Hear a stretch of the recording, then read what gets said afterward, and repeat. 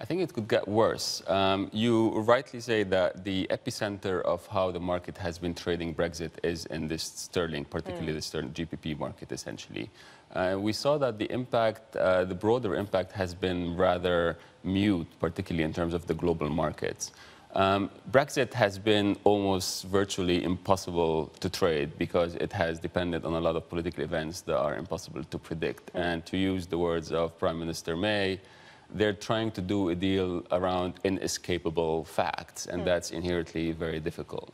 I think that what I would say two things. One is clearly the risk of a no deal is much higher now. And two, I think even if we have a deal, any deal, it will be rather positive for the sterling market. So I think the market is looking for a deal as opposed to a very good deal to prop up the sterling market. What happens if it comes to a second referendum?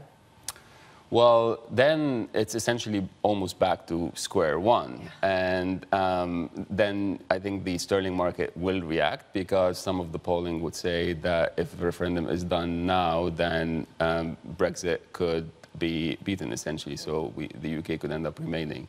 But it's really impossible to trade because it depends on so many political events that are very, very hard to predict. So essentially, the market is just taking what it gets and pricing it in the sterling.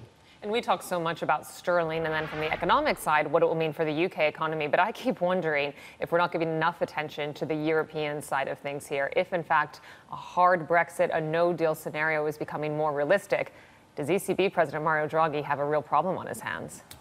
Well, it certainly complicates things for the ECB. I still think that the hurdle for the ECB not to do anything come December in terms of the QQE and in terms of moving the policy sometime in 2019 is still high. Yeah. You need to have something which is rather systemic for them to change the plans. So clearly Europe would be well, this is centered in the UK, the ECB and Europe would be the next place to get affected. But I think much less than the UK, obviously, and I think that the path that the ECB has charted is so far unmoved. Hey everybody, it's Hadley Gamble from our new CNBC Middle East Bureau in Abu Dhabi. Thanks for stopping by. Now to watch more, you can try one of the videos that just popped up on your screen. And don't forget to subscribe.